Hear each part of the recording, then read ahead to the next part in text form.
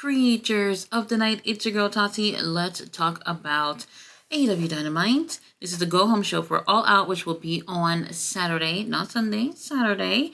We started off with Daniel Garcia making his way down to the ring, huffing and puffing. He has a lot to say to our scumbag. Now he gets on the mic, and I'm just wondering, okay, are we going to hear from MJF? Like, what's going to happen here? MJF is way on the top of the Himalayas. With security guards surrounding him. He has like a whole bunch of security with him and whatnot. And they're just making sure no funny business happen. And they're going back and forth on the mic. And I'm just gonna say it right now. Daniel Garcia, I think he held his own. For someone like MJF, who's really strong on the mic, I think he did pretty good. And you know what? A lot of it was him spreading fake news, such as MJF went to Turkey to get a hair transplant that obviously didn't work.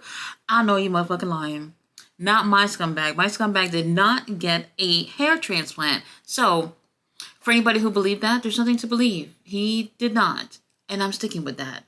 Daniel Garcia, obviously, he is not doing so bad on the mic, but MJF is just outsmarting him in terms of his words. He's definitely that type of guy who know how to use his word and know how to make sure it stings. And it gets to the point where, despite them having this back and forth, Daniel Garcia seems to be sticking to his guns and not seeming to be fazed by anything that MJF has to say until MJF talks about how Daniel Garcia's mom liked to lay up in bed with men and shit like that. And then that's what really set it off for Daniel Garcia. Daniel Garcia goes through the crowd. He is fighting security guards to make his way all the way to our scumbag. And after getting through several security guards, he makes his way up there. But he gets his ass whooped anyway by MJF, who ends up hitting him with a glass. And then he's bleeding from the top of his head, and MJF just ended up sitting next to him and even kissing him where the blood was leaking from his head, and even taking the blood and just putting it inside his mouth. And I'm just like, this is too much. This is too much. MJF, you know I'm a ride or die, but I mean, like, literally putting people's blood inside of our mouth, just purposefully, just not feeling all that. But I think the exchange between the two of them was really, really strong. And I think that really did help for people to want to see the two of these guys go at it at the pay-per-view. Who's going to end up taking the win right now? I'm not too sure. But it was great to see two young stars opening up the show. So kudos to Tony Khan for trusting these guys to give us a little bit of entertainment before our opening match. For our opening match, we had the Continental title on the line. We had Kazuchika Okada versus our boy Kyle Fletcher. And I didn't find out about this until like earlier today. And I was just like, oh, this is interesting. How come we're getting this a couple of days before the pay-per-view? Is a Continental title not going to be on the line again? Well, this actually turned out to be a pretty great match. I will say this though. Kyle Fletcher, I believe it was his left arm. He had a kinesio tape and it was wrapped up in a bandage. I don't know what was going on, but he had a really hard hitting match with Ishii on Collision, which was really, really good. If you haven't checked it out, go check it out. I thought the chemistry was just damn near perfect between the two of them. But, you know, here he is getting this title shot. And Kyle Fletcher, man, he has been putting in so much work. This guy is a future star. If you're not having Kyle Fletcher on your radar, then I don't know. I don't know what to tell you. Really great match. We were down to like 1 minute left, and I was like, they better not end this in a fucking draw. And Okada ends up kind of bumping the referee, and while the referee is trying to get a little breather in the corner, there he goes with kicking Fletcher in the nuts, and that obviously was all he needed for him to hit the Rainmaker and take the win, with just, I don't know, maybe 30 seconds or less on the clock for him taking the win. And I'm just glad that this wasn't a draw. After this, we did get Swerve, who was showing how he bought his childhood home. They did show us all over social media all day, and I thought it was so cute. But we're gonna end up talking about this little childhood home a little bit later. After this, we had Robin Renegade versus Jamie Hayter, and honestly, I thought Robin better opponent for Jamie in comparison to Harley Cameron from last week, but still not. It's still not there. There's no shade to Harley or Robin. The thing is that Jamie Hayter, she's been gone for a long time. But remember, the last time we saw her, she ended up dropping her title because she was injured and obviously needed to have surgery, needed to take time off. So people remember her for what we seen her last, which was being a champion. So it almost looked like she's in the ring with people who are, God, I just sound horrible to say, but just not at the level at what we remember Jamie Hayter to be when we last saw her in her last run. So for me, I felt like this was better than the match that she had with Harley last week, but it's not quite what people I think are waiting to see from Jamie. During the match, we do have Harley and Saraya backstage who was watching the match, and I do see it. I see Saraya and Jamie, something coming up between the two of them, but when, I have no clue. Jamie takes the win with a haterade, and honestly, it's just not enough. But girl, we miss you so much. I want to see her in a bigger program, much bigger program. Now, after this, we do have Marina Shafir and our boy Moxley. They beating up people back there. So yeah, they're beating people up, and I'm okay with it. I'm cool with it. On their way out towards the ring, they meet up with the Young Bucks and Jackson Perry. And they're just like, I know everybody their mama hates y'all, but y'all. And then they just keep walking their way out towards the ring. Now they get out to the ring, and long story short, which was very short, by the way, Moxley's basically saying, Darby Allin, I'm just here to see if you up in here in Milwaukee. I don't see your ass over here like I thought. Just letting you know that we're looking for you. And that's it. They left. After he did say something about how Darby Allin, their first match together, he's like, this guy I knew was nobody, but he fought me like he was somebody, something to that effect. And, he had a lot of guts and he has respect for Darby Allin, but he's still looking for him. For what reason? I don't know. Does Darby owe you lunch money or something? I don't know where this is going, but this is very underwhelming in comparison to what we had last week when this whole thing just started. And it seemed really, really cool. It was like, okay, Marina, Moxley coming out here looking like he lost his mind. But this week, it just almost felt like they came out for nothing. And I don't know where this whole thing is going. I'm still looking forward to it. But honestly, just to say that you would just come in to confirm that Darby Allin was here, it's not enough. It's not enough for me. Okay, so after this, we do have the learning tree back there who is complaining about how, I don't know, 60 billion years ago, Orange Cassidy had dropped orange juice all over his jacket. And it was a $7,000 jacket. And $7,000 is a lot of money. He want his money back. Or he could just whoop his ass for it. And strangely enough, he's saying all this and he's wearing an orange jacket. And I was just like, well, it looked like you got it on right now because that jacket you're wearing is orange and you're crying about how he spilled orange juice all over your white $7,000 jacket. Whatever.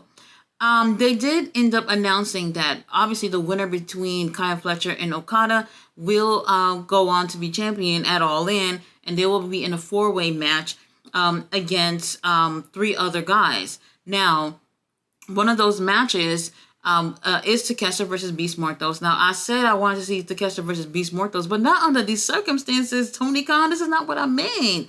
I mean, I do want to see them together, but I would like to see both of them in that match. Whoever wins that match will be one of the guys in a 4-way. They also stated Mark Briscoe versus Lance Archer. That's going to be interesting. I do not want to see Pastor Briscoe advancing in that. I love you, Mark. I really do. But let's give Lance Archer something to do. Please, can we?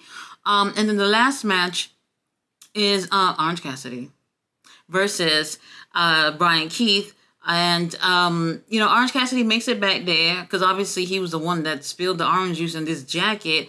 And, he's standing there looking at Brian Keith, and Brian Keith is just like he's going to make him pay, and literally and figuratively, especially for the jacket, when they go against each other for their match on Collision. Whoever wins that will also get to be in the 4-way match for the Continental title. And unfortunately, it's going to be Orange Cassidy. Like, do I even have to see this? It's going to be him. I'm fucking over it. I'm over it. After this, we do have Mariah May versus Nyla Rose. Women's title is on the line. And I have to be completely honest. I didn't care about this. I did not care about this at all because let's just be real. Nyla Rose can crush Mariah May. And sometimes this is more than just saying we're gonna make our champion look strong against a bigger competitor, a strong competitor. Sometimes people have to literally look at something and be like, "Well, I don't believe this. I'm not buying this." And it's one of those situations where you're just like, Nyla, bigger than Mariah, stronger than Mariah. The fans are more acquainted, if anything, with Nyla Rose. Nyla Rose was a women's champion and a dominant one at that. So it just seems like when you look at these two, you can't really buy it. Last week, Nyla was in a match with what's her name, Harley, and I wasn't buying it too. And it just seems like they want you to believe something that's in front of your face, but like at the end of the day, the fans are gonna believe what they see. And honestly, I was just not buying Mariah May taking a win over Nyla Rose. Like on any given day, I just don't believe it. And what really made it worse for me was to see Mariah take a win with a fucking Storm Zero. This is exactly what we're saying. Like Toni Storm was in Australia the other day. She's nowhere near the U.S. if anything, and she's not even. I don't want to say the storyline is over between the two of them, but she's not even a factor at this point. Why is Mariah seeming to still need to show that Toni Storm is still part of her life or whatever the situation is? I think people just at this point would rather see who the glamour Mariah is rather than seeing her still having these shades of Toni Storm within her moveset or whatever she wears or whatever the hell she's doing. Honestly, we're over it. After this, we do get a vignette of Deonna Purrazzo. She in that little rich mansion that she's been doing her vignettes in. And basically, she lost that last match with Thunder Rosa. However, she said that she still got more and she's going to be making some art. And then, it's not pretty. But then we end up finding out that she's going to be going against Hikaru Shida on Collision. And I'm just like, ugh. I should have seen this is where this is going. Honestly, we're happy that our girl is getting TV time, but it seems like we want to see these people win. You know what I mean? Like, we like a lot of these people. We want to see them win. And you're thinking Hikaru Shida is going to be at the pay-per-view on Saturday. There's no way she's going to lose that match the night before. I would love to see Deonna take the win. At least, hopefully, we get a great match out of these two. CEO comes out with Camille, and they're both looking like a snack. Absolute snack. She's talking about how she defended her New Japan Strong Women's Championship successfully. That was a great match, by the way. If you haven't seen it, go ahead and check it out. She's just talking about how like she's gonna end up doing the same on Saturday, not Sunday, with the TBS title. Now, while she's talking, Hikaru Shida comes on the big screen, and I'm not gonna lie, she was giving. I'm pretty sure what it really is. It might be like, I don't know, some Yakuza vibes or something from like a video game. But what it really read on TV was, I'm dressing up like Solo Sikoa. That's exactly what it was given. Man, it's hilarious. It's hilarious. But I know what she was trying to do. Now, she's obviously saying that, that they're cheaters and, she was one katana away from, being champion the last time they were in the ring, which was literally 2 weeks ago. And that's not going to be the case. And then here comes Christopher Daniels sliding up on TV talking about, oh, Camille, you're banned from ringside. And I'm just like, what the fuck? Christopher Daniels, he definitely has a bias towards baby faces. And I would like to see that same energy for the heels as well, Christopher.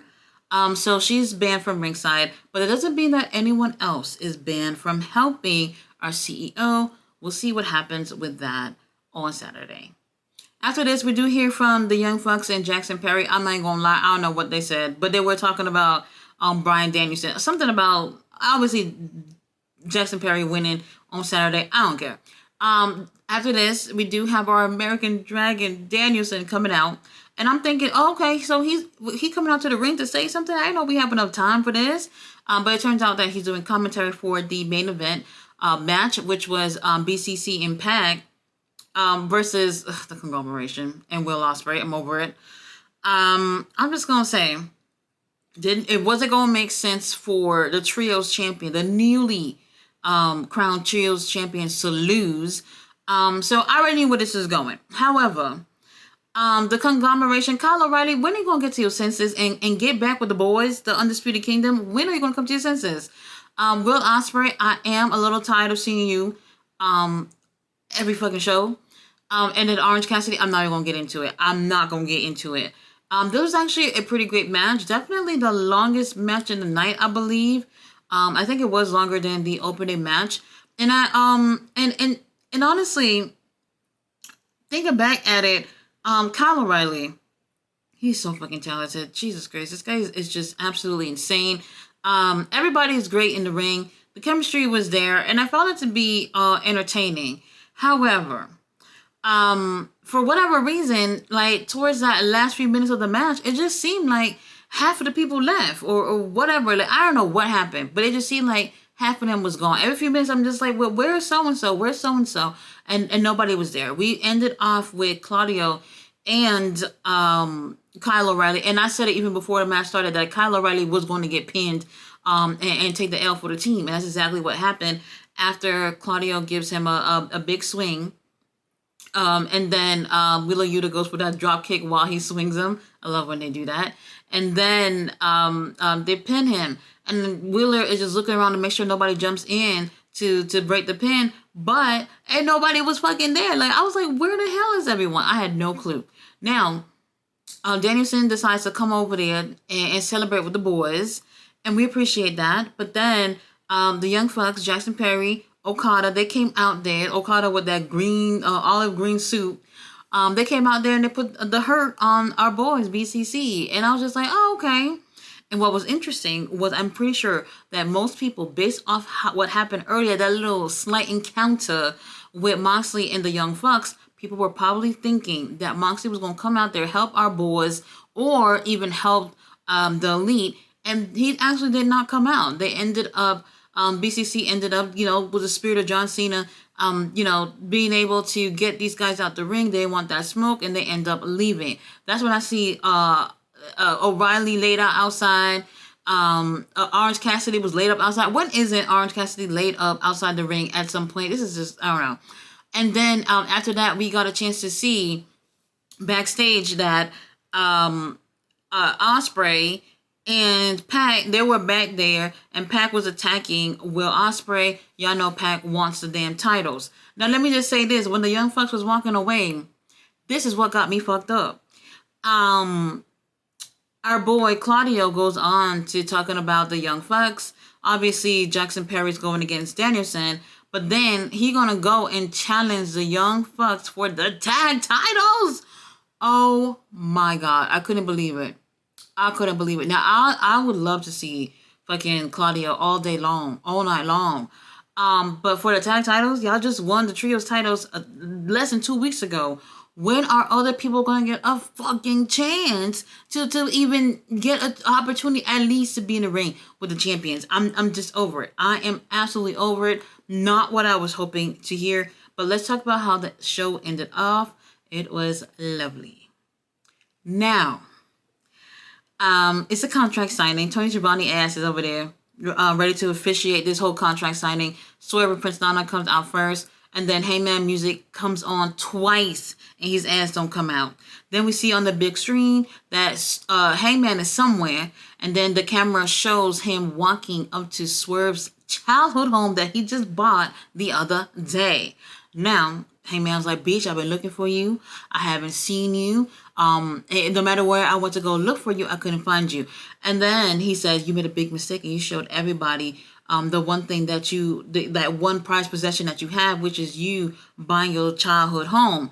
And then he's walking around, looking around the house. The house is empty, ain't nothing in there.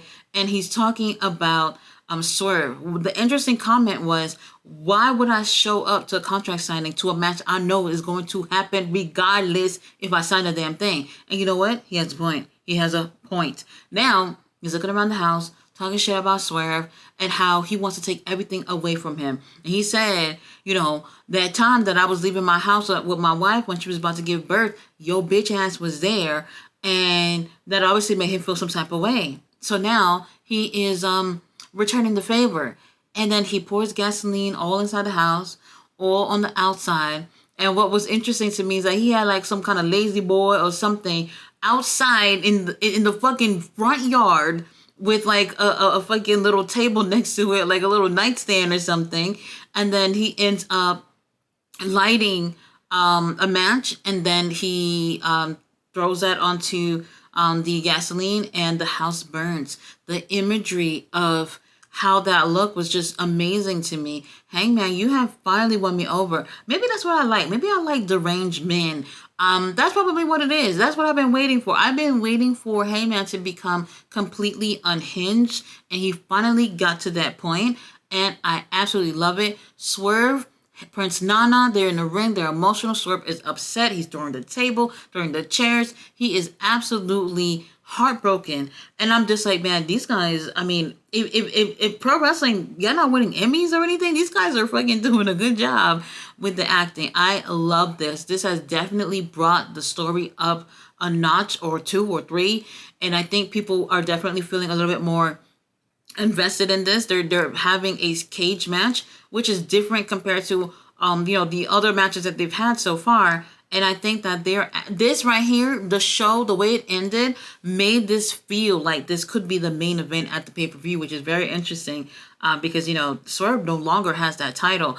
Whatever the situation is, I know people are looking forward to this. This actually was a good go-home show, stronger than the All-In go-home show, if you ask me.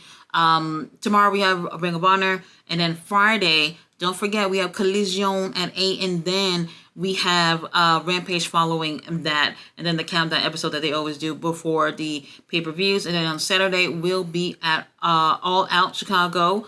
I'm looking forward to it. A really great show. Can't wait to see what they give us for the next few days. And man, I am so looking forward to this pay-per-view.